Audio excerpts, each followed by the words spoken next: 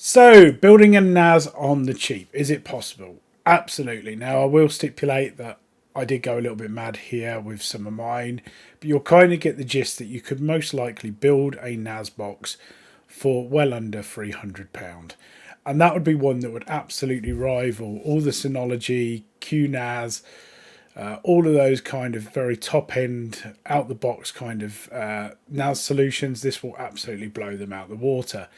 Your price kind of really depends on when you start to think of your storage capacity. That's when prices start to go up. But if you've got some old hard drives lying around or you're decommissioning a current NAS, you can absolutely save a bucket of money here. Now, I'd done this using two things. One was a rack mount server that I got from servercases.co.uk, which is absolutely amazing. I will say I purchased it myself, so no money or nothing has changed hands. They know I'm doing this video because I told them, but it's not sponsored in any way, shape or form. And then I basically bought a second-hand device to help me on the journey. Now, you will notice I start adding in some peripherals that would add up that cost significantly, but you don't necessarily need all of those. And to be honest, if you looked at the used market, you can save a fortune. So if you want to find out how I did it, stay tuned, because here it goes. A lovely for you case, which I'll show you inside in a moment, from servercases.co.uk. Now, I need to mention that no freebies have taken place here. I generally have purchased this. I did tell them I'm going to make this video, so I probably will share it with them. And then I've gone and bought a couple of additional peripherals. So at the back there, you'll see the power supply. We'll go into a little bit more detail about what that is at the moment, but it was about £45, part modular. The most expensive part was the two 16 terabyte drives that are there. I've also got another two that are already sitting in that case that are going to give me my ZFS pool. And then you're probably thinking, well, hang on, what about motherboard, CPU and memory? Well, to do that, I actually had a look around the internet, and I could have probably gone out, and my long-term goal will probably be to go and buy a Supermicro motherboard. But I'll be honest, they generally are quite expensive, so I need to keep an eye on the used market. And I wanted to get something up fairly quick, so I can obviously repurpose my Synology by shoving it on eBay. So what I've decided on is this.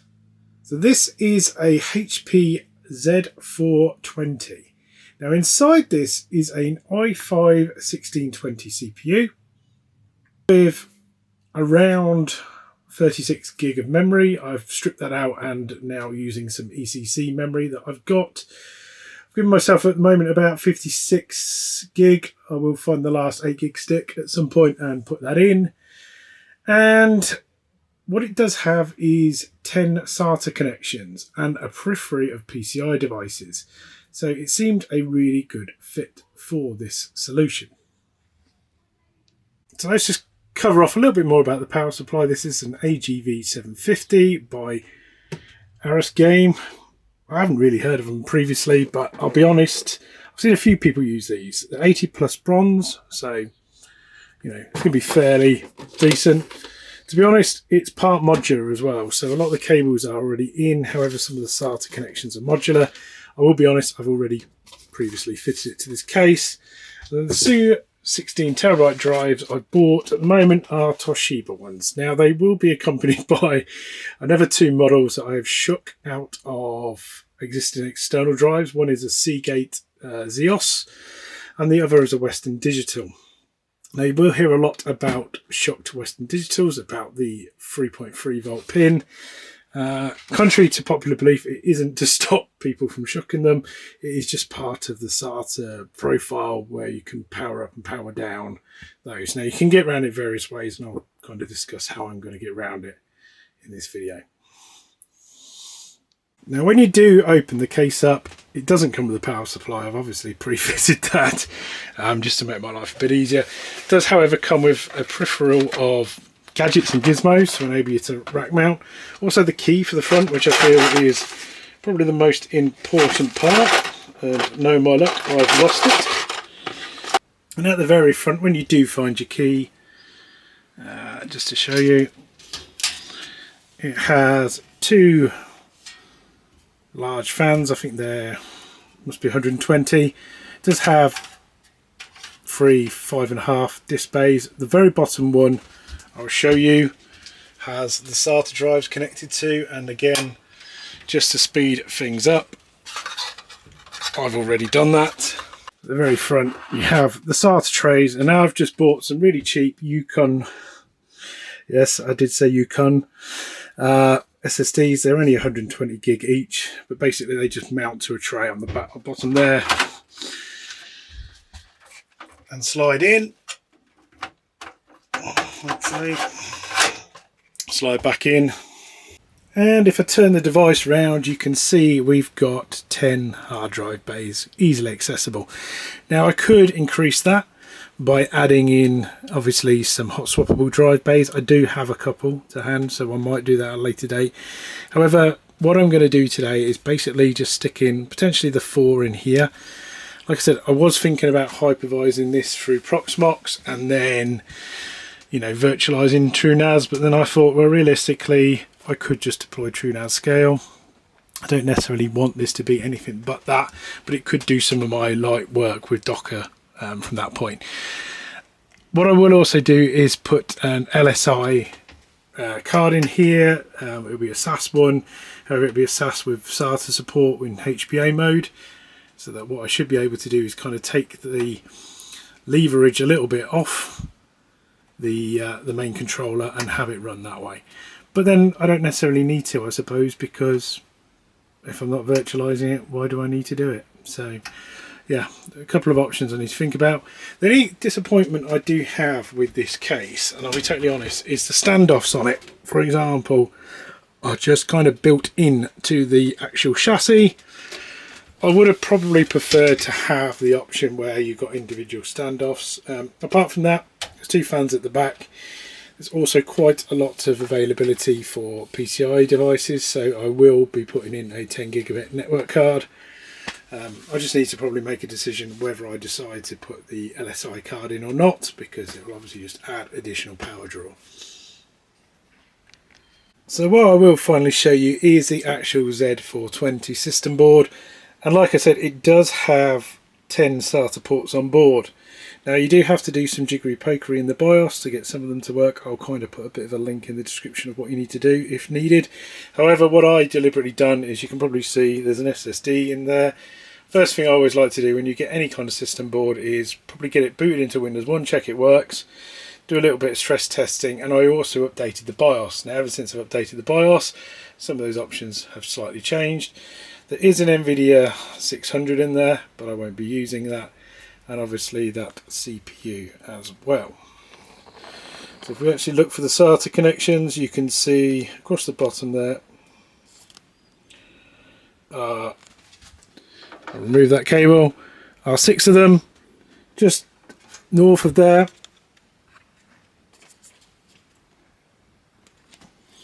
Just here are the other 2, and then the final 2 sit over here, which are the only SATA free connections. All the rest are SATA 2. Hence why I was considering using the LSI card, and I still might. So future-proofing myself if I obviously decide to go down the route of using a Supermicro. So this is the part of the video where I go, here is a segue to my sponsor. Yeah, still don't have one. Anyway, what I want to say next is I'm going to start stripping down the HP Z420. However, because I don't have a sponsor, I'll chuck in some music. And I do use a really nice application called Upbeat, or a website called Upbeat. You'll notice pretty much all the songs are from them. They've not asked me to mention this, but I do find it really useful for creators. Some of it's free, some of it's behind a paywall, but it's still some fantastic music. So let's get cracking. So having worked on HP or Compaq as I used to be years ago, for many years, one of the annoying things is they generally have Torx heads rather than the standard one. Now you can go, and if you actually go online and search up Compaq screwdriver, you'll probably find the right one. This particularly isn't the right one. However, what you could do if you don't want to do that is you could buy one of these kits. The precision toolkits, again, what I'll do is share the link. I use this, to be honest, for a lot of my IT needs. You'll probably notice I'm not very good at putting bits back, hence why I tend to buy more of them.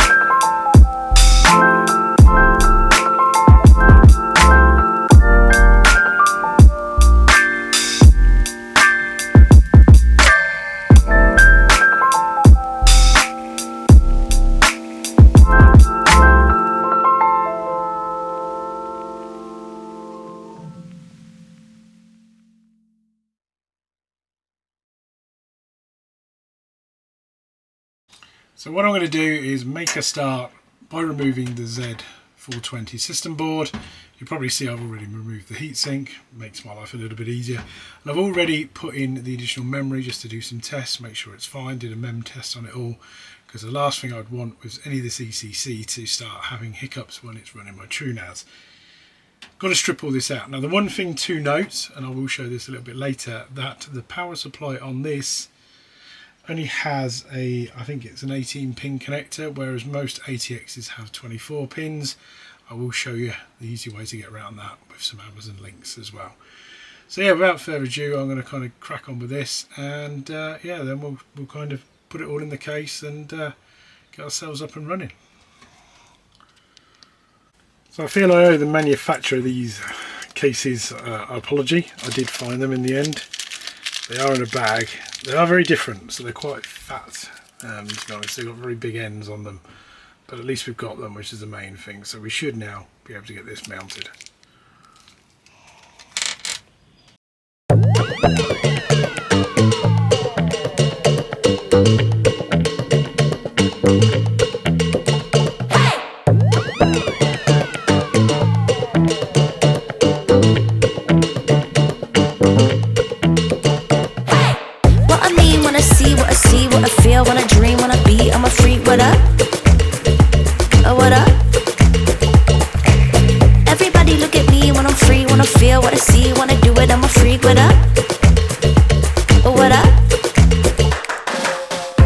We got, it's hot to spot, give up the drop, see what we got, do what, we got to go, the body flow, too hot to show, the front row, we won't stop. Hey!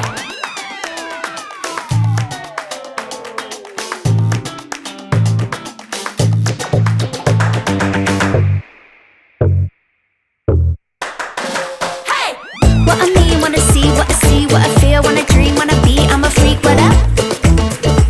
Oh, what up?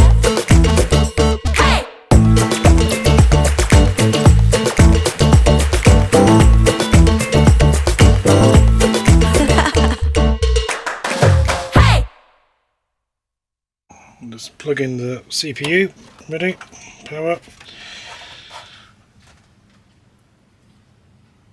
Let's just get these screwed in. So,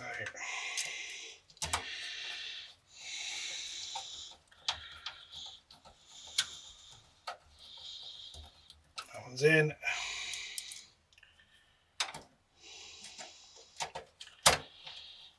And so is that one.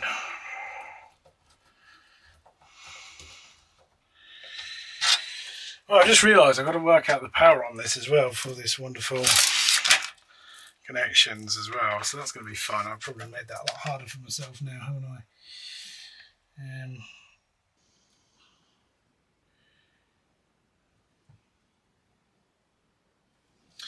So if all else fails, you find the manual. But anyway, so I was explaining about the power on this. So the good thing is with this power supply, I noticed this when I was looking at it yesterday, that when you put this open, you do get the normal 24 pin.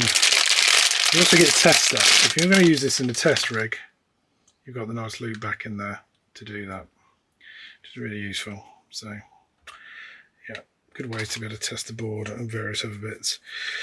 So as you can see, too many for that, or maybe you can't see, too many for that 18 pin. So what we need is a converter. Amazon has this covered. You could rewire it, to be honest, but looks like somebody's done that for us. It looks a reasonably quality job, to be honest, so I'm not going to knock that too much. Pop this in, this end, and then finally join these together. Now it's going to make cable management a little bit more awkward because obviously I've got a bigger device, but I'm sure I can hide a lot of it in there. That is a USB 3 header, which I'm sure I saw over there. I will need to find all the motherboard connections, which is my next job. To do that, I'm probably going to consult a manual, I think.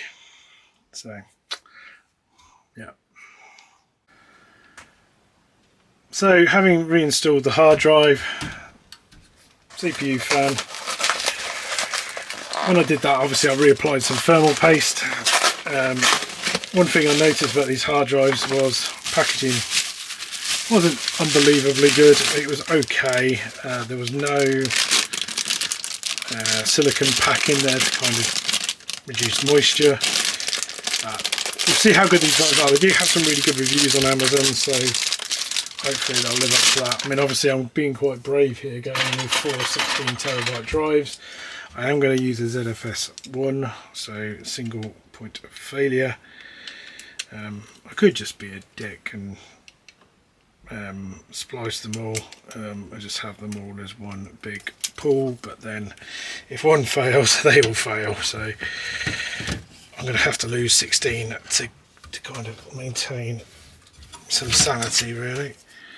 But yeah, to fit these, it's just a simple case of getting them on the right way, not the wrong way. If you've ever used one of these cases before, there's quite a lot of like cheaper cases that use this kind of mounting technology, and it works absolutely fine, to be honest. And they just clip in securely like that. So the last step I've got to do is to basically install the other PCI Express cards that I've got, which I have.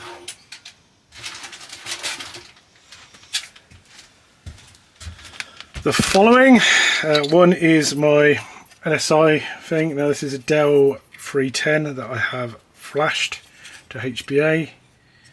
These are usually highly recommended around the home labs environment, so I'll certainly utilise that. And this is a Broadcom 10 gigabit card, so again,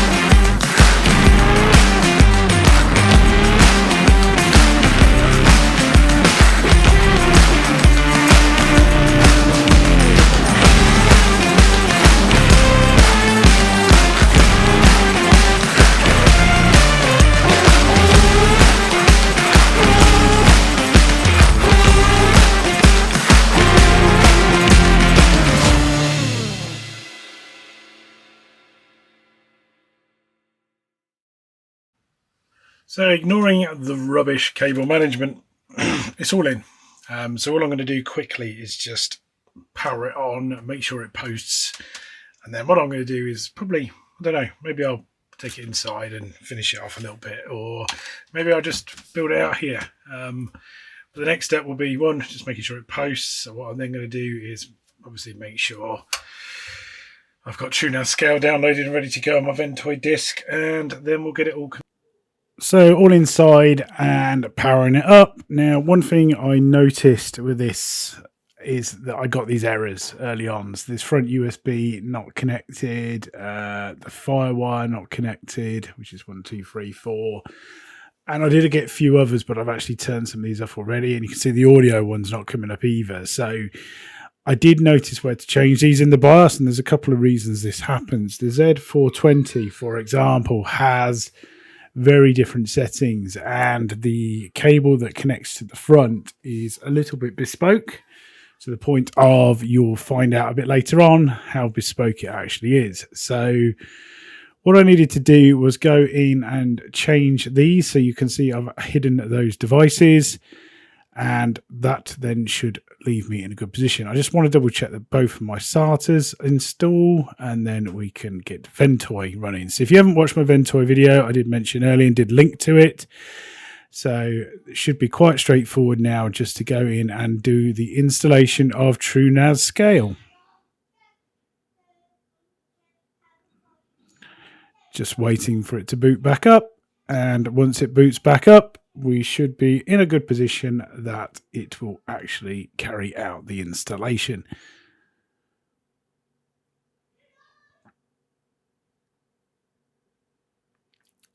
Just give it a couple of seconds. It always takes time first time around for some reason. I think I was also testing for failures because I'd rebooted a couple of times in here, so probably just needed to double check and make sure that my system was in a good position. Here we go. So yes, at this point we're just doing install and upgrade, and then we'll have the very two ones at the bottom there. We're going to select both of those, but the key thing is I wanted to make sure that it could see my 4 16 terabyte drives, and you can see that they're only coming as 14. That's usually how it works.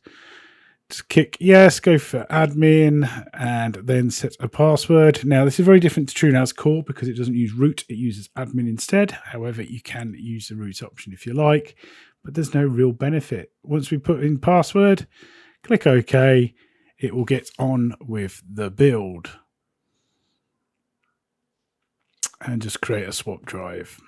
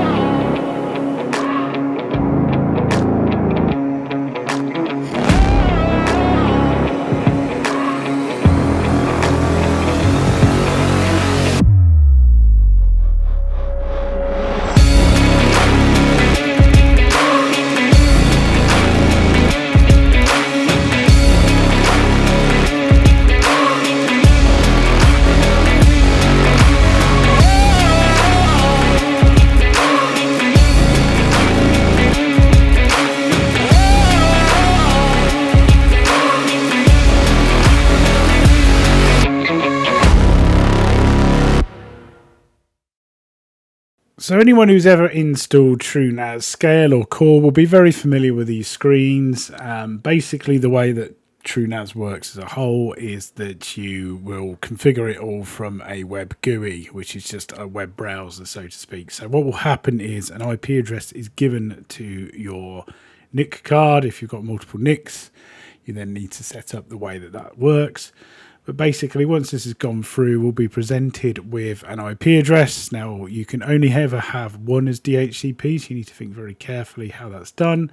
But as you can see, mine is 30.16 or 110 up there. So there we are, all set up and 101, sorry, and ready to go.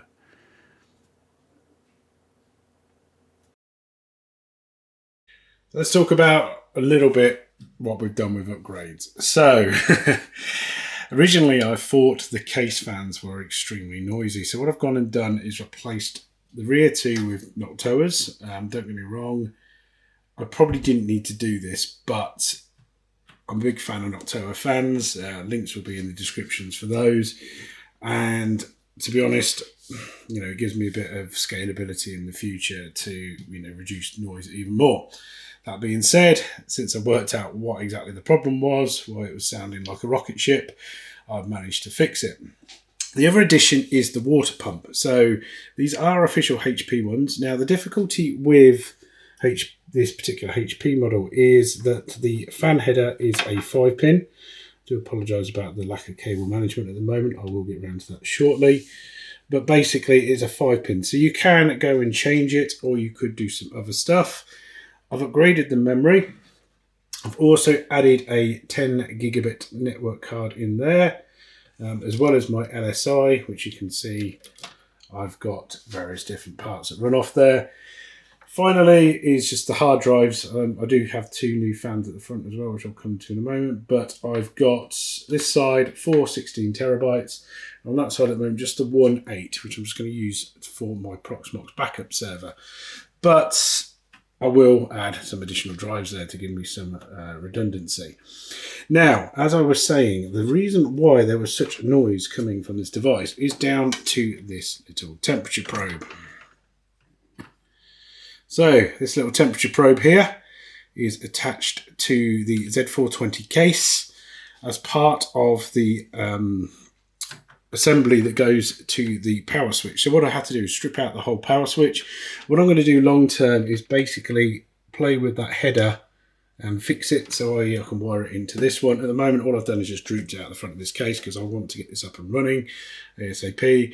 My next job is to basically just do a bit of cable management. As you can tell, it's badly needed. As I said, at the front, you can see I've also replaced the 2 front fans with Noctuas. So I have got this up and running already. I have had TrueNas running on it. I've moved all of my stuff onto this ZFS pool already. So all I need to now do is finalise this a little bit, basically then rebuild my Plex server and point it all to here, and off I go. So there we go. That's my TrueNas server built with TrueNas scale. Or is it? I've got a confession to make. I did run it on TrueNas scale for about 2 weeks, and then I thought, screw it, and I rebuilt it as a Proxmox host and virtualized TrueNas. The reason I've done that is because I was looking at, 1, reducing my footprint, and 2, I've got, or used to have a Proxmox backup server, if you probably remember that video.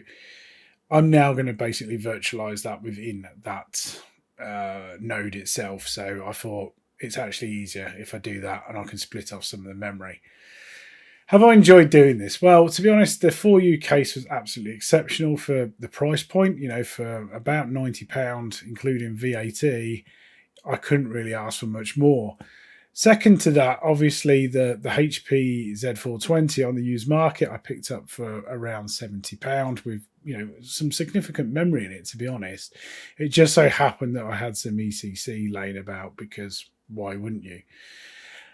Other kind of peripherals I added in, like the 10 gigabit network card, you can find cheap on eBay, and also an HBA card. These days, if you shop around, you can usually get a very, very nice deal.